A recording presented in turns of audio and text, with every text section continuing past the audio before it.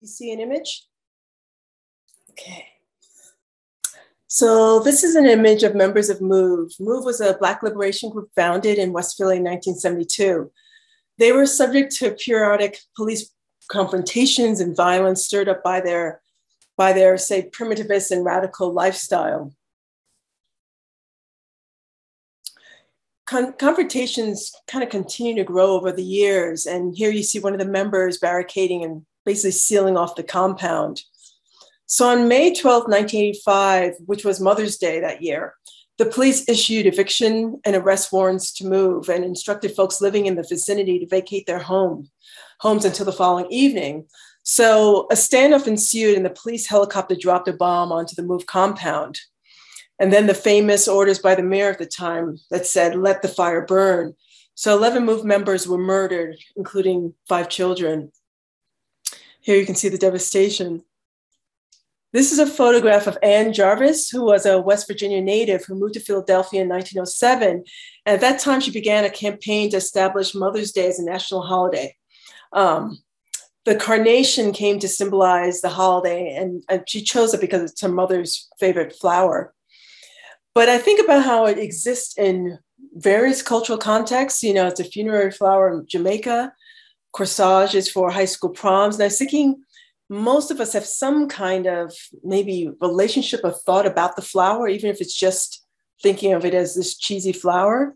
So for my exhibition in 2020 at the ICA in Philly, carnations were pinned onto museum goers instead of the traditional metal pins that they offered. And I wanted to really acknowledge MOVE and its headquarters, which were about 3 miles away from the museum, and to think about Mother's Day, kind of the day before the horror that transpired in the city. You know, I was thinking of this piece MOVE too in relationship to the Stumbling Stone Holocaust Memorial, where these bronze plaques are placed in front of homes of those victimized and killed during the Nazi regime. And for me, that memorial, it's one of the most moving memorials I've ever experienced. And I'm kind of in awe of its scale and it being the most decentralized memorial found throughout Europe. You know, it's interesting what it would be to offer a corsage, and kind of like through this collective act of wearing or holding the carnation, we've kind of formed a temporary physical community in the museum that then kind of disperses as they kind of leave and go out through the city. And so I wanted to create a monument, if you will, like that would be intimate and mobile and have this kind of relationship to the body. And I was hoping that kind of in that act, I'd be inverting monumentality's kind of presumed scale and fixity. So this piece is called Fortified. So I built this 15 by 30 foot wall that literally became part of the architecture, became part of the infrastructure. So and in the space, when you kind of turn the corner and saw it, it kind of loomed kind of massive. It felt impenetrable. You know, the wall, I was thinking about how walls have these disparate functions. They can act as, you know, borders, shelter. They protect some and keep others out. You know, they're definitely signifiers of power, or at least they can be. So here, instead of mortar, the bricks are held together with used clothing. But then when you get close up on this, you know, close observation, you realize that the wall kind of, in the end, it's really quite porous. You can see the cracks exposed and between the bricks. So kind of what was presumed to be this kind of solid impasse is really malleable and it's really mutable. I was also thinking about kind of this idea of making this kind of this, it's almost like this beautiful painting, three-dimensional painting. So when you get really close and you look up, you really kind of feel the wall's instability. And I was hoping maybe to toggle between maybe like the too muchness or kind of the hundreds, I think it was like 900 articles of clothing, like the hundreds of bodies that previously wore these garments. I was thinking about the anonymous, but also up close, thinking about maybe the up close intimacy of here, say, these infants' pajamas. So then you turn around the bend and the experience it's completely different. It feels like this, almost like this tsunami of clothing. You know, I think about this wall too as maybe a monument. I was thinking, you know, monument to say human costs, but I think it also speaks to the force, might, and will to construct it. And I was thinking, like most empires and oppressive systems, it can be dismantled too, brick by brick. This is a picture I had on my studio wall since a trip to Dakar, and I'd say 11 years ago. So someone is selling shoes on top of a car, using the car cover as the display surface, the background. And I was thinking how this is very similar to Trinidad, where, the sidewalk becomes your display case, an empty lot is a site for a fete. And I'm always thinking about the mutability of objects and how they always can, there's always a space for them to stand in for something else. So I wanted to make something based on that photograph. And this piece is called Car Cover and Export Shoes. And I was thinking about access and privilege, like who can afford a car, who has to rely on public transport. And I was also thinking about the West and our relationship to the developing world and how we approach patronage and charity.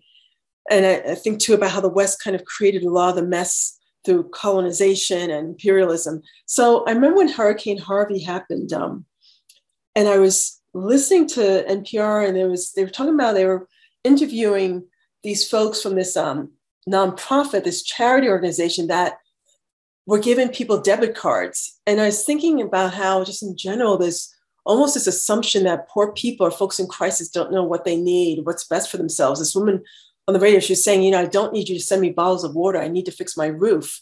And I was thinking about that and thinking about the developing world in relationship to it. So I decided to fill underneath the car cover, I think it's about 3,000 pairs of shoes, export shoes. These are shoes that are destined for the developing world. And I was also thinking about the refugee crisis that was happening at the time. I mean, there's always a crisis. And I was thinking that at the time, there was this really devastating picture of this toddler who was washed up on the shore. And you saw his shoes kind of strewn.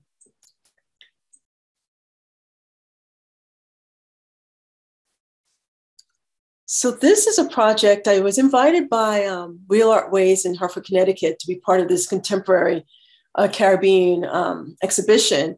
And I decided instead of doing something in the museum, I wanted to engage the community. It's the fourth largest Caribbean community in North America. And I was thinking, about my relationship to Trinidad. I mean, I was born there, but I left when I was 1, and I spent my summers there, but I kind of never questioned, my West Indian identity. I still have a deep love for everything from Trinidad, soca, the food, steel pan, carnival. I mean, it goes on, but I started to think about other signifiers of culture like books. And I started to look at myself and feel like how few Caribbean titles I'd read as an adult. My education was decidedly Western, decidedly American. So I was wondering, in a way, was my tie to this place that I call home still really a superficial one? I took a Caribbean literature class in college, but I was thinking, when was the last time I read, a poem by Derek Walcott, or reread Crick Crack Monkey, or picked out a new Edwidge Dandicap title. So I was thinking, if I'm feeling this way, maybe others are too. So the remedy was to create a library. So I created a functioning library of exclusively Caribbean titles inside ACA Foods Market, a West Indian grocery store. And the books were organized by region and category, arranged on the shelves alongside, the customary products and provisions. That wall contains all jerk sauces. So those were where I put the Jamaican authors. Political titles were next to the hot pepper sauces, which just seemed only fitting. And it was a trust library. There was no library card needed, no specific date of return. I guess for me, I was just thinking, what would it mean for someone to return them when they say they have finished digesting them? So my hope was to kind of expand what we imagine the consumables of a market to be, particularly one that's trafficking in nostalgia for home. So I was hoping maybe people could kind of slow down, browse, and say relish the kind of sights, smells, and literally the imperishable produce of our West Indian heritage. I was also thinking about what would it be for these disparate economies to exist alongside each other, like lending and borrowing is taking place where capitalism and monetary exchanges can happen. And I was also thinking about blind spots, or say like underseen or underutilized spaces. In this case, there were quite a few sparse shelves. So hopefully, that it's being me replacing with books kind of reveals a new possibility. Here I put the Trinidadian titles, and beginning of December, my mom starts preparing our Christmas black cake, where you kind of take these fruits and put all this port wine and brandies. That was like kind of a personal thing for me. Here are I put the smaller islands. I put them by the beans, the little beans, the Guyanese titles. The children's books were by the cookies, or with the cookies. And the front section with these Haitian soft drinks, I put the Haitian titles there. So you have this wall, I decided to put, these shelves, I decided to put cultural books. I was thinking, what would it be to put the cultural books alongside, these ancient medicinal tonic drinks, but also these other drinks that have these offensive names, like, I don't know if you could read it, like Bedroom Bully. And it's by thinking, how those, it kind of wanted it to kind of place in a place that kind of maybe reveal the range of our culture. I was also interested in kind of what new meanings could be, maybe new meanings or poetics could kind of be created just by the almost random or arbitrary juxtaposition of book titles. Like, I love seeing Skin Folk, Hard Dough. And this was, how I wanted it to function, although it was installed, this library, I kind of share a heritage, was installed not in my, Caribbean neighborhood of Crown Heights where I grew up. So in a way, it kind of was not mine. So I thought kind of however the community decided to engage it was how it should be. And it lasted for a while. And then I don't know what happened. I think they ended up giving some of the lease up of the space. So after, I forgot how much time, they ended up moving them to the community center. Not that wasn't that far away. So I was invited by Mural Arts and Monument Lab to participate in a citywide exhibition in Philadelphia. And artists were charged with the question, what is an appropriate monument for the city of Philadelphia? And we were asked to make what they were calling prototypes. And I was intrigued by two monuments in historic Vernon Park near my home. I was thinking about this monument in particular. This one is dedicated to Francis Daniel Pistorius, and he was an early German settler to the neighborhood known as Germantown. And I actually now live on Pistorius Street, which is super exciting for me. So he led the first Quaker protest against slavery back in 1688. So that's almost 200 years before it was abolished. And I found out that during World War I and II, this monument was concealed, it was boxed over. It was felt that the look and the language were too dramatic. So in the very central location of the park is this other monument. So this is the Battle of Germantown Memorial, which commemorates an American Revolutionary War battle led by George Washington. So I was interested in the fact that it honors a failed battle, which of course speaks of power, privilege, and access. Who gets to have a monument? Like, who is deemed worthy? So I was interested in this immigrant, Francis Pistorius, who was fighting for the freedom of Blacks, of slaves in this country, but wasn't considered, American enough. I mean, xenophobia took over to kind of continually honor, and George Washington, who was fighting for America's liberation from British rule while owning slaves. So I was thinking, about the paradox and the complexity of these kind of disparate histories that make up America. So I wanted to use kind of that history in my intervention, in my proposition. So I decided to shroud the Battle of Germantown Memorial on a mirrored surface, in effect, boxing it up like the Pistorius Monument was in years past. I first thought I was just going to box it up. And then I thought it would just be, it needed another remix. I felt like it wasn't quite enough to I had to take it and make it more present. I kept thinking I needed to be more alive. So I covered it. So the physical concealment with this reflective surface kind of allowed the monument to feel really expansive and accessible, and maybe less intimidating, definitely less intimidating than its kind of colossal nature and material weightiness usually permit. And depending where you enter from the park, my entrance, it seemed to disappear. So I was interested in invisibility, and what would happen. Like it was such a strange thing. I would look in and look and couldn't see. And I always thought, oh my God, it's gone. But it was funny how what invisibility could possibly allow. So I wanted the piece to kind of directly engage the Confederate monument debate that, is still pretty alive in this country. The piece was actually installed a week after the attack that took place in Charlottesville, which I'm sure most of you know about where peaceful protesters were run down and the driver killed a protester in the neo-Nazi white supremacist rally. So when I'm thinking about like, what does invisibility reveal? What does it visibility kind of bring to the fore? Like, what does it challenge? I was also thinking about what does it suggest about notions of access and privilege? And if we decide, to spotlight what was hidden now, like how does that shift, the legacy and the future of the status quo? And I was also thinking something about how history is revealed to us in fragments. So what does that mean? That's kind of almost like this innumerable fragmented histories that that are revealed to us.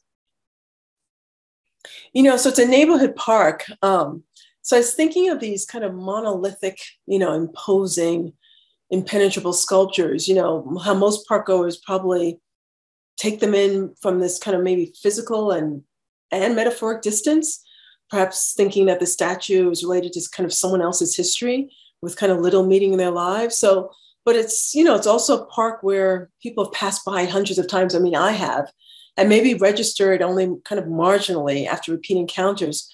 So I was hoping that maybe the familiar now becomes strange or becomes uncanny. So you can see the world, around, above, and behind you, reflected directly before you. Viewers can kind of engage different axes, and I was hoping to kind of disrupt the verticality that we often associate with monuments. Kind of what would it mean to allow it to be this kind of living, breathing entity? Kind of monuments often are kind of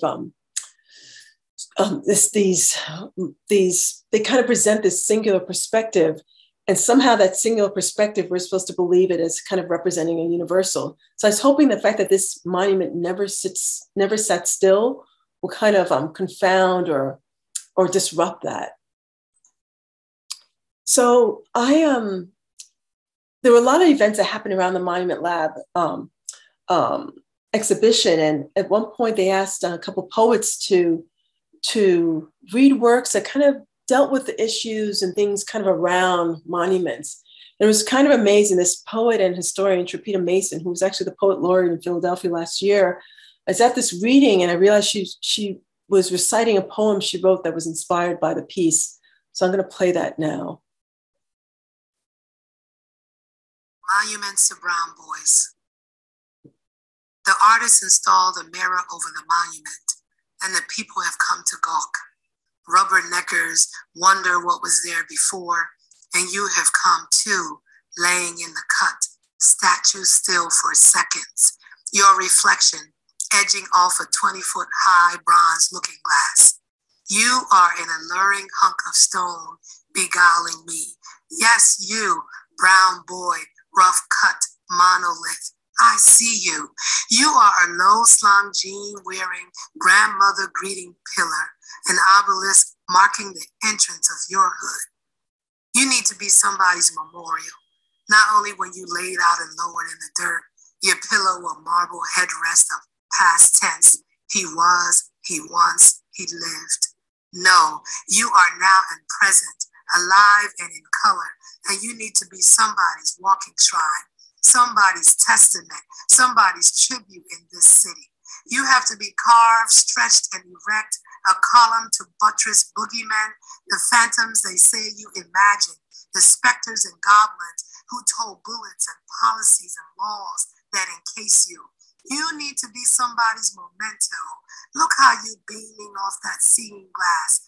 I'm catching your shine. Look at that swagger you carrying, hoodie wearing, fresh fade having, full teeth grinning. You need to be somebody's something to fight for, somebody's celebration, somebody's stone-turned monument, carved and smooth, our masterpiece in the city. As an artist, it's like the highest honor for me for a poet to write something about the work. So in 2015, I was invited by Creative Time to create work in Central Park. And I felt a bit daunted by that task. I mean, the last work that had been there were Christo's flags, those orange flags. I don't know if some of you would remember that. So I kind of felt as though I was like, I don't know what I'm going to do here. But I decided in the end to just focus on the site of Central Park and kind of reveal what existed there at that location. And perhaps maybe in that act, I can allow for reflection on what stands there today. So I decided to create this 3-flip lenticular billboard. So this is the first image. So I was reading about the Wisconsin glacier that traveled through what is now New York City 20,000 years ago. So it created valleys, it moved boulders, it formed rock outcroppings, it carried debris that was kind of eternally stranded in new locations when the ice sheet melted. And I was interested in this kind of physical evidence, this geological diaspora that can be found in a way everywhere throughout Central Park. It's everywhere in plain sight, but kind of also hidden by our maybe lack of knowledge or awareness of it. I was interested also in a more recent history of the site, Seneca Village, and the fact that there's little evidence left of this kind of once vibrant community. It's actually now, I think it opened up a couple months ago at the Met. They opened up in the period room, a Seneca Village period room. So it'd be interesting if any of you can go see that. So this settlement of mostly freed African-American residents in the 1800s were basically displaced and scattered wholesale throughout the city when the decision was made to create Central Park. Very few traces of their tenancy are left in the bucolic park. So the billboard, depicted an image of a glacier, but also this pottery shard that was found on the site of Seneca Village. And I saw this kind of literal and metaphoric connection between kind of the subtle residual artifacts of both the glacier and the village. And then the third image was this photograph of the actual landscape in the park. So when the viewer moved from kind of one end of the billboard to the other, the glacier kind of seemed to move and morph into a different time period. It was almost as if the park goers' movements were controlling time or their understanding of it. The glacier mutates, into a shard from a ceramic vessel. I was thinking this domestic object made from clay dug from the same earth the glacier traversed before it too vanished. So depending on the viewer's vantage point, kind of multiple iterations of 3 images could be seen.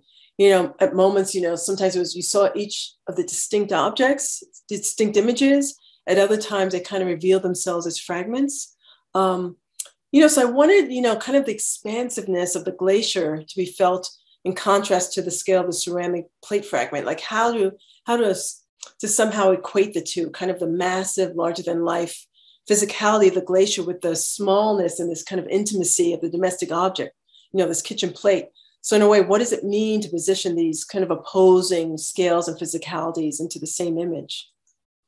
And also at varying times, the 3 images kind of appeared to overlap and they were compressed. So in a sense, I was trying to almost conflate or collide thousands of years of time into a single image. So this is a 1934 New Deal era fresco by Anne Rice O'Hanlon.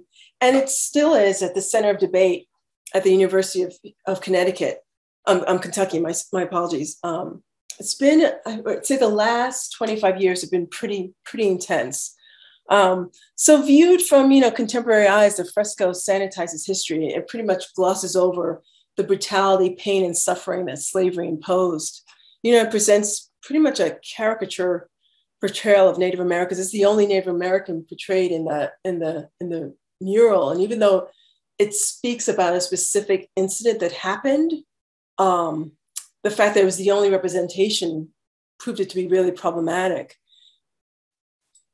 You have the happy musicians playing for the white elite. You can see this boy up in the tree denied access to the performance venue, but trying to sneak a peek. So in 2015, the university's president decided to cloak the mural. He did that for 2 years, or I think he was hoping to kind of buy time for the campus community to kind of decide and determine what to do next after all the protests. And most of the protests were prompted by the Black students and Black community members. So the decision was made to commission a Black female artist to make a work that could challenge, confront, and maybe jumpstart a corrective and maybe a healing to the pain that this contested mural really caused. So in the vestibule of Memorial Hall, which exists right outside the lobby, like the next one, once you leave the vestibule, when you enter the next room, it's the lobby, and it's kind of horizontally spans the space. So I was in the memorial in this vestibule, I looked up, I noticed this dome ceiling. And initially they wanted us to do work on this, they commissioned us to do work with the sides, but I was like, the dome ceiling was so interesting to me. So the dome is about 16 feet in diameter. It's about 26 feet from the floor. And I was thinking, why is this dome here? I was interested in kind of the decision that was made to kind of build this space this way. Why was the space designed this way? Kind of what does it mean, to have this dome vestibule in an academic building? Like, I think about how domes date back, to prehistory and have ties to indigenous building traditions, Byzantine and Islamic architecture. So what symbolism does it have in a building dedicated to higher education? So my hope, was for this kind of initial recognition into the particularities of the space that we inhabit, to kind of think about it. And that kind of led to bigger questions. And, I always turn to James Baldwin, and I think about his assessment of the role of art, which is to really expose the question, the answer hides. So I gilded the dome ceiling and inserted these painting reproductions of all the Black and brown figures from the fresco. And I created copies of each figure, scaling them up proportionally to fit kind of comfortably in the dome ceiling.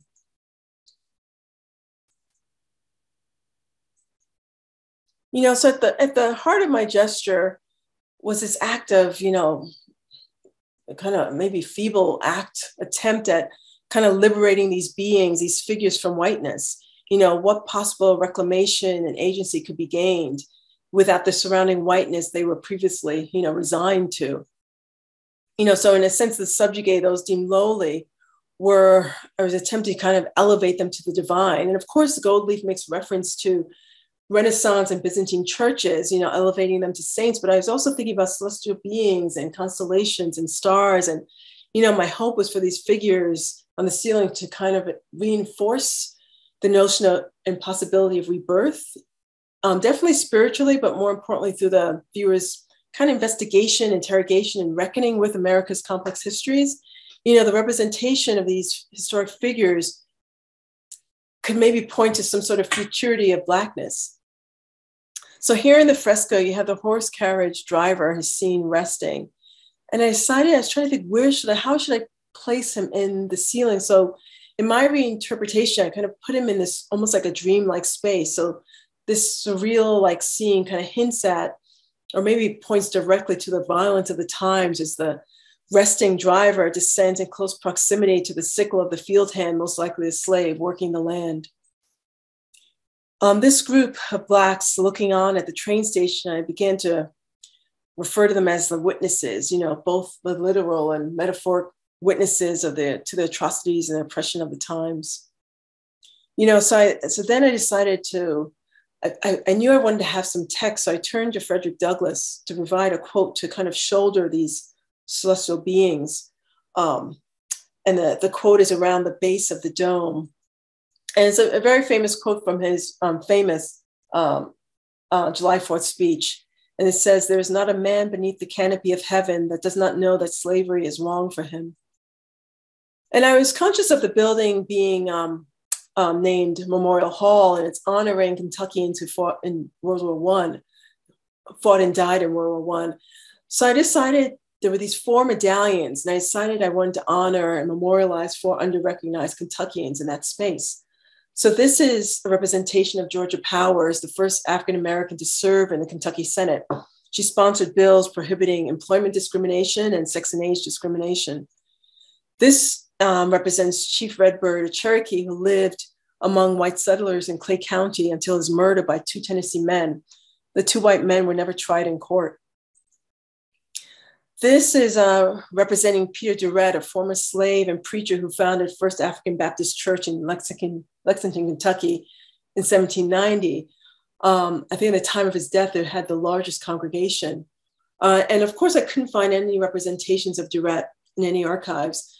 So I decided to portray him as this silhouetted head. And this was a popular way of making portraits before the invention and common use of photography in the 1800s. But I was thinking too how I was forced in a way to present Peter Dorette as this almost anonymous figure. It speaks to who gets to be remembered, whose image in the 1800s was worthy of being documented, recorded, preserved, painted, like who gets to be in the archive. And this is representing Charlotte Dupuy, who was an enslaved African-American woman who filed a freedom suit in 1829 against her master, Henry Clay, who at the time was the country's Secretary of State. This court case, this went to court 17 years before the more famous Dred Scott legal challenge to slavery. And so after Clay's tenure in Washington, Dupuy refused to return to his home in Kentucky, and she was jailed. So the piece is titled Witness, and I knew I needed a title that could be that was both a noun and a verb. It was important for my insertion to serve the particulars of the site. It's an academic institution where I felt the piece needed to be kind of layered enough in content for repeat viewings by students, staff, faculty. So the goal was really to activate history, keep it alive and rooted in the present tense. My hope was for the piece to be useful. I was hoping, it's a dream for an artist, for it to be used potentially as this teaching tool where different departments and disciplines could use it. It touches on our history, religion, economics, history, African and African-American studies. And I was thinking too of the kind of the complex and various interpretations of gold. Of course, it could be seen as elevating the anonymous figures to the divine, to saints. But the gold leaf also, could be interpreted as this literal reminder of the time when Blacks were only valued as currency, as commodity, and also the trading and sometimes theft of gold from Northern and Sub-Saharan Africa during the Roman Empire. So on June 5th, 2020, in the wake of the demands for racial justice prompted by the death of George Floyd, the university's president made the decision to remove the O'Hanlon mural. And to me, it really felt like a quick fix, to quell the Black fury that was being felt from Lexington to Louisville.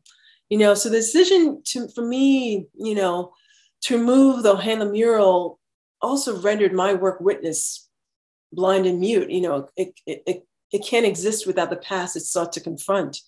And it felt ironic, this decision to censor a historic artwork kind of in one fell swoop censored my installation. And so instead of kind of embracing the polemics of the two works engendered, this hopefully this thoughtful dialogue between the work of a white woman of 1934. And at the time, it was the largest fresco made by a woman.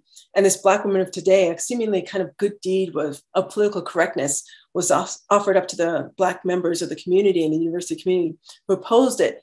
And what was so frustrating is that I spoke with a lot of African-American professors who said, we've been fighting for things that have more aren't symbolic, things that are more meaningful, like the representation of Black faculty, the representation of students. So this act felt very quick to them as well.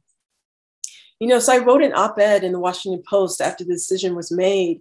And in it, I said, I'm going to just quote, Witness was not created to magically dispel or absolve the University of Kentucky from embedded institutional white supremacy and oppression. My thought was when I finished the piece, I assumed that would be when the university's real work would begin.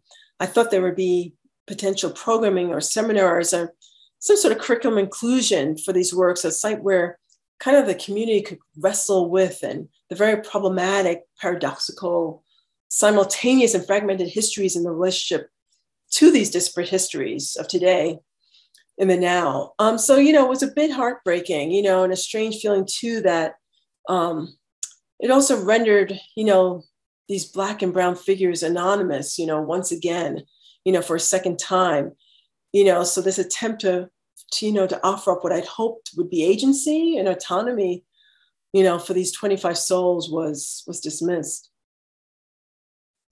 So I spent a year in Rome at the American Academy in 2018-19, and I was really excited that there was this artist, Justin Thompson, who created this Black History Month in Florence, and he was trying to uncover that there's a lot of interesting Black history that's happening there. And he's a, American transplant, but's been living there for over 20 years. So he invited me to do a project during that month. So I was given an opportunity to create 6 site-specific installations in Le Murate, which is an incredible institution in Florence. It was a site. The site was a former 14th century Florentine convent for cloistered nuns. And Le Murate means walled up. They were literally walled in. So that existed. And then by the late 19th century, Le Murate had been converted to a prison and remained one until 1985. After that time, the idea came about to convert it to an art institution, a cultural space. I'm only going to share one of the projects that I did there, one of the 6 installations. So I decided to create. I spent a lot of time in this section of the former prison, and I decided to create an audio installation in the former jail cells dedicated to isolating prisoners from the prison community, basically solitary confinement. So what's playing in the space is a recording of an Italian translation of Dr. Martin Luther King's letter of Birmingham jail, recorded by a local activist, Antonella Bundi, who's a first-generation Florentine from Sierra Leone. It was about a 53-minute recording, and it was really quite haunting. I had this kind of quiet soundscape that happens underneath it. And I was thinking about, spending that time in Italy, I did a lot of reading about the Roman Empire. And when I was reading that letter again that he wrote, there are a lot of references to Christianity, a lot of references to the Roman Empire. So I was thinking about what would it mean for me to position, it's a strange, so I was thinking about what do these 2 communities hold, a prison community and nuns. I was interested in where they overlap. That's part of the reason why I had a woman read it, because I wanted to kind of point back to its original history as a site for nuns. But I was thinking, like, Martin Luther King was speaking about social justice through the lens of religion. And it just seemed like a perfect conflation of using that. And I was thinking, in that letter, he speaks about, this is home, but it doesn't feel like home. And at the time in Italy, there was a lot of protests happening with immigrants, like saying that they don't feel at home. So I was thinking about the overlaps that were happening between the 2. I'm just going to play some excerpts from it.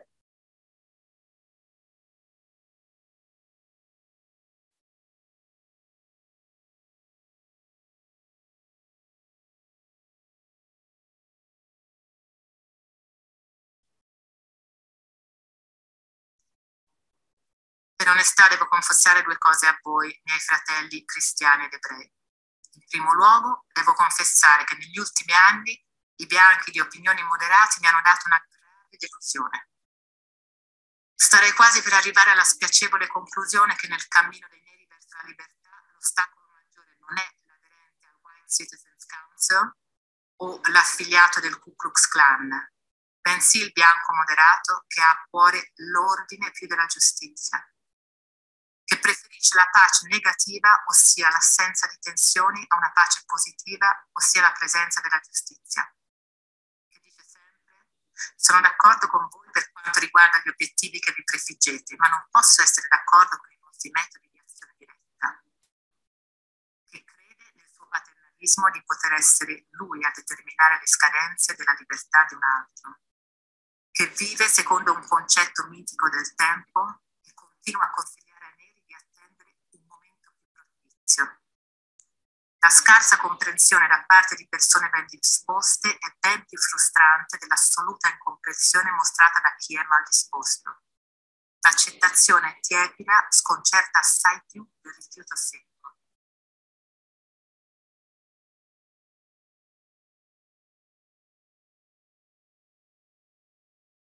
Prima di concludere, mi sento in dovere di citare ancora un punto della vostra dichiarazione che ha suscitato in me un profondo turbamento. Il caloroso elogio che rivolgete alla polizia di Birmingham per aver mantenuto l'ordine e impedito atti di violenza. Dubito che la vostra lode sarebbe stata altrettanto calorosa se aveste visto i cani della polizia affondare i denti nella carne di neri disarmati e non violenti. Dubito che avreste avuto tanta fretta nell'elogiare i poliziotti, se aveste potuto osservare il modo sgradevole e disumano in cui trattano i neri qui nella prigione cittadina, se li aveste visti mentre prendevano a spintoni e insultavano anziane, donne e ragazze nere, se li aveste visti prendere a schiaffi e a calci neri, vecchi e giovani, se li aveste visti, come è accaduto in 2 occasioni, mentre si rifiutavano di darci da mangiare perché volevamo cantare insieme la preghiera di ringraziamento per il nostro cibo. Nell'elogio della polizia di Birmingham non posso unirmi a voi. So I lived in Houston for a couple of years, and I created this, I won this grant to create a public artwork, and I knew I wanted it to be in the 3rd Ward section of Houston. That's where Project Row Houses is housed. I think some of you may know it.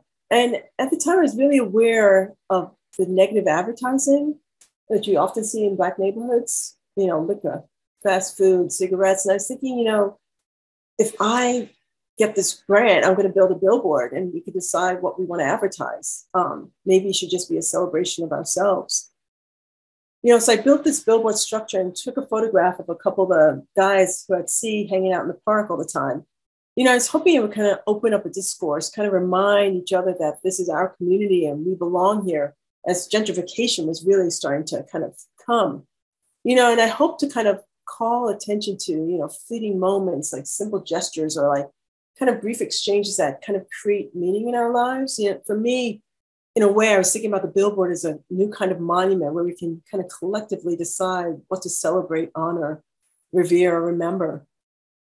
You know, so the guy on the left is named Al, and the one in the middle is Will. The guy at the end, he doesn't come to the park much, so he said, I don't want to be facing because I shouldn't be representing. But I was having a hard time installing. I was installing in the middle of the night, and I was having a hard time with the vinyl. And some guy comes up to me, and he's like, that's Will. That's Al. He always has that smirk on his face. And I don't know if you could tell through the sunglasses, but he has this kind of smirk. And he said something about Will, how Will always has this kind of sad look in his eyes. And then he just said, I got to call him. And that was it. And I thought, oh my God, it's doing what I wanted to do. So that was pretty exciting. But the idea was that the piece would be, mine would be up and then it would be, you'd rotate. It's very inexpensive to put up a vinyl, and Project Row Houses said they would kind of manage it. So mine was on there for a couple of years, unfortunately, but finally the program got going. So someone did a portrait, family portrait of a family, a Mexican family. This is a photograph of 2 members of the new Black Panther Party in Houston. This was a kind of a PSA about food insecurity and food sustainability. And then this happened. Somehow the Menil Museum down there did an ad campaign, and I'm not sure how they got access to the billboard structure. Maybe Project Row Houses said, we need some money. I don't know. Or maybe the community board decided, you know, to open it up. So they put up this ad. It's a detail of a painting of Luke Toyman's. But someone in the neighborhood anonymously put up a counter billboard. And I was thinking, I love this. For some of you who may not know, that's Tupac Shakur. So there's something about nice and nices. I just thought I thought, oh my God, I was thinking public artwork is working when authorship is gone. Like there's this blog about like who put it up. And I remember a friend of mine's like, Karyn, I can't remember, did you do that billboard? And I was thinking, that's how you want it to function, you know, in the world. I'm going to show one more piece. I could show a ton more, but maybe I might end it with this one. So one good thing in the pandemic, I got a gallery, Tanya Bonington Gallery, one of the few galleries that I was like, if I could ever be in a gallery, that would be the one. Somehow it happened. So I had an exhibition, my first exhibition with them last June. And this is one of the pieces I made. I made, I think, about 5 sculptures. So this piece is called How Many Ways Can You Disappear? And it consists of pot warp recovered from Matinicus Island, Maine. And Matinicus Island is a place I used to go every year. My wife's family has a house there. And it's the most eastern part of America. It's like 23 miles off the coast of Rockland, Maine. And I've had this piece, this pot warp, it's that bottom section in my studio since 2013 and haven't known what to do with it. And I finally kept thinking like, oh, it just like, I kept like distilling like, what is left? What is left? So I had this pot warp and I decided to, what's hanging is a 13-foot salt casted rope. There's a little bit of resin to keep it together and expired buoys. So these pot warp kind of pull up on the shore and these buoys that no longer, are functioning. And I was thinking, how the ropes kind of lay limp, kind of without function. They're kind of expired, but I was thinking, but they still hold the sea. They're holding history, they're holding memories, they're holding loss. And I was thinking, kind of what remains of this tangled rope then is salt. And I was thinking about, salt's history and trade, and salt as currency. The practice of trading slaves for salt in ancient Greece. And the title came from this poem, this amazing poet, Canisia Lubrin. The poem's called Return Number 14. I'm just going to read an excerpt. How many ways can you disappear, a people, dignity by dignity, slant word by slant word, who turn grave, grave by the curve and measure of graves after typhoons, cyclones, the mounting electro wastelands of the fresh water, the wrath of tumors as bright brush on the forehead or covering over knees, the work of minutes grating against millions in flooded cities. How many ways can you empty a people, hope by hope? I do not venerate men at all. I have a problem with dream. So that's it. Thank you. Stop sharing. That was a good time for questions. That was really great. Thank you. Oh, you're welcome. Thank you. I have a question to start off with. So one of the sort of, maybe it's just me, tell me if it's just me, one of the sort of common threads that I sort of picked up on or subtly picked up on is sort of this idea of relationship to home. All around, but I'm curious about your personal relationship to home and like whether or not over the course of your work life, whether it's sort of expanded or narrowed. Oh, it's so interesting. That's such a good question. It's funny because I think it does both. The older you get, the more you, it's not a resignation, but home is my body that's starting to fail me. Home is the house I finally was able to afford to buy. Like I always think about Trinidad as still home, but I'm like, Karyn, but your life is mostly been in America. So I think about my mother and how when we go to Trinidad every summer, this mother that was my mother is home in a lot of ways. Like and when we get to Trinidad, all of a sudden her accent would get thicker. And all of a sudden this person that's home to me started becoming something else. And I was thinking about, it must be even crazy for her where the idea of home is almost stuck in a historical past. And when she goes to visit, it's this weird catching up that she has to do. So it's this weird thing of being out of sync with this place that in your gut, in your body, you feel is home, but it's strange. So it's like, for the longest time, I thought of myself, I was a New Yorker.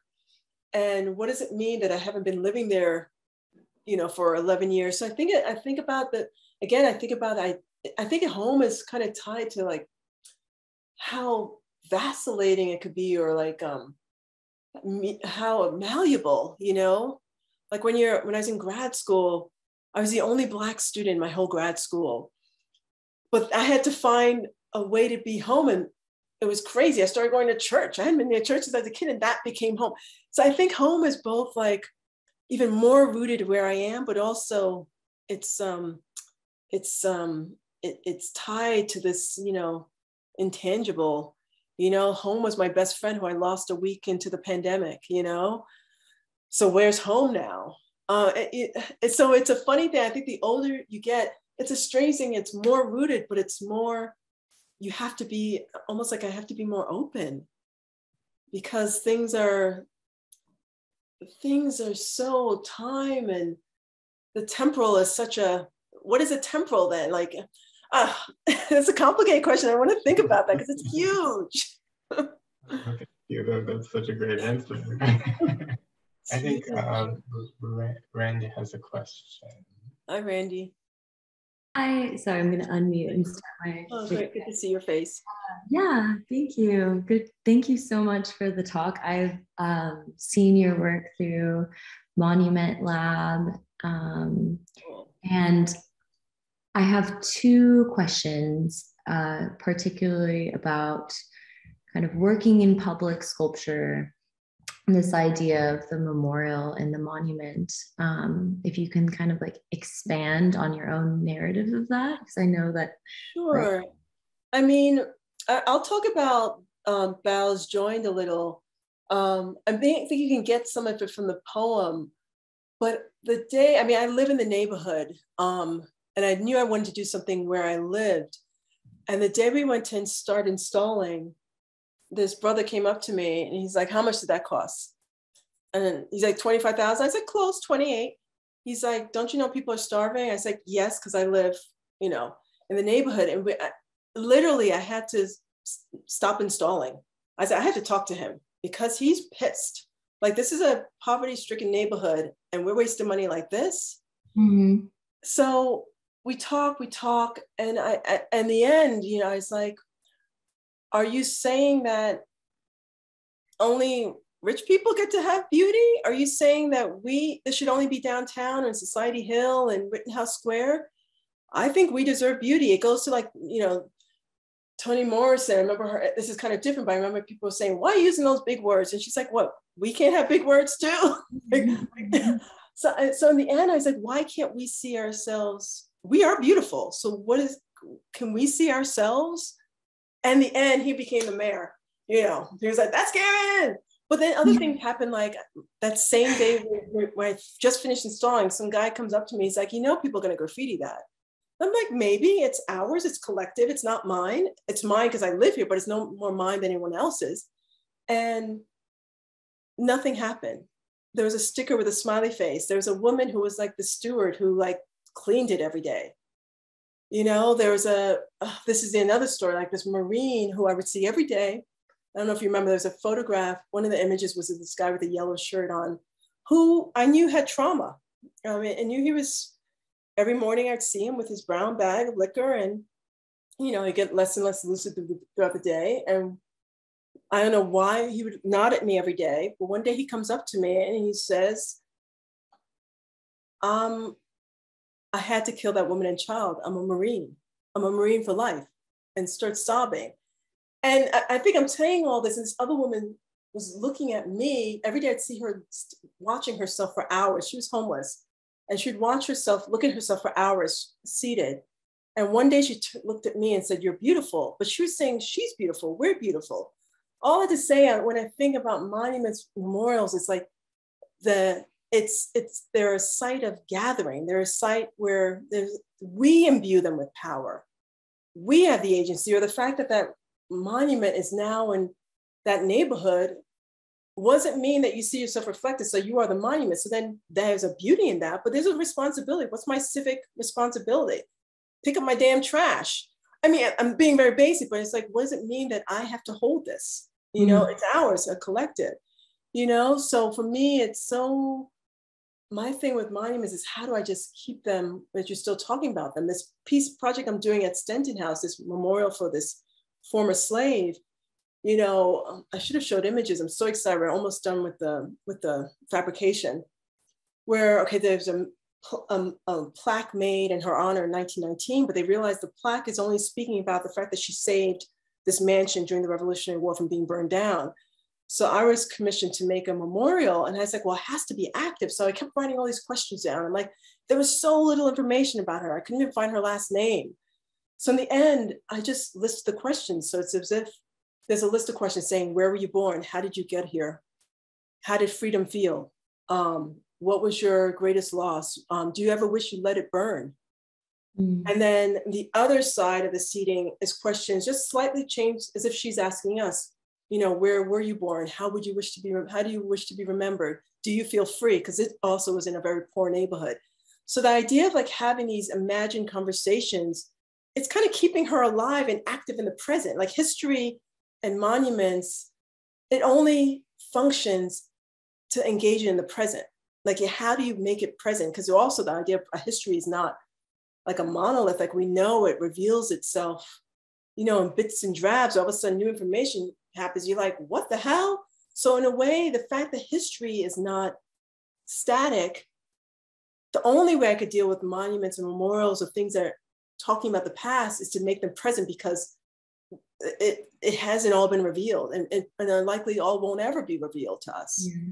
You know, there's something like that feels the sort of like porosity of the present that you're bringing into your monuments feels almost like antithetical to what like historical monuments are. And my second question is, what are your favorite monuments? You know, it's a funny thing. I still love the Vietnam War Memorial. I mean, I think she was in college. It's like, let me do this thing. I love there's something I love about the Crazy Horse one that's being built. It's so large, it's so humongous that in a way will never be finished. So there's something about the fact that this monument will never be done is interesting. But I start to expand. I'm thinking about, like, I kept calling that corsage piece like a monument. I'm like, why can't it fit in my hand? Like, what did it mean for me to hold this thing? Could a monument be a talisman? Can a monument be a, you know? So I got to think, what else are my favorites? I'm sure there are others, but the Mayan Lane is just like, damn, you did it all. I see myself. I think I'm just copying. Working in a different way. It's like the best ever. The physicality of you actually literally going down. I mean, it's like all of it. The communion, the communal, all of it. It's like, damn, it doesn't get better. Mm-hmm. Yeah. Thank you so much. Oh, you're welcome.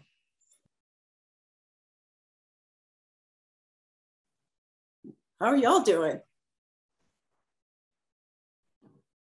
Good. It's nice to be there, huh? I'm hoping I can get there if they don't take away my coming to be a visiting artist again. I loved it being there. I forgot what year I was there. I loved it. Harlan, do we get studio visits? Harlan laughs. You're muted. Karyn, I'm going to find you online. I want a studio visit. Please do. Yeah, the weather has been, it's getting real, you know, the idea of spring. I mean, it snowed the other day, but today was like sunny and it made you feel like it was a warm day, even though it wasn't. Right. So I mean, I went to Dartmouth, so it was like, I remember there being snow in April, and I remember seeing them like spraying the green in June for the graduation. I'm like, wow, that's bad. Don't have to paint the grass.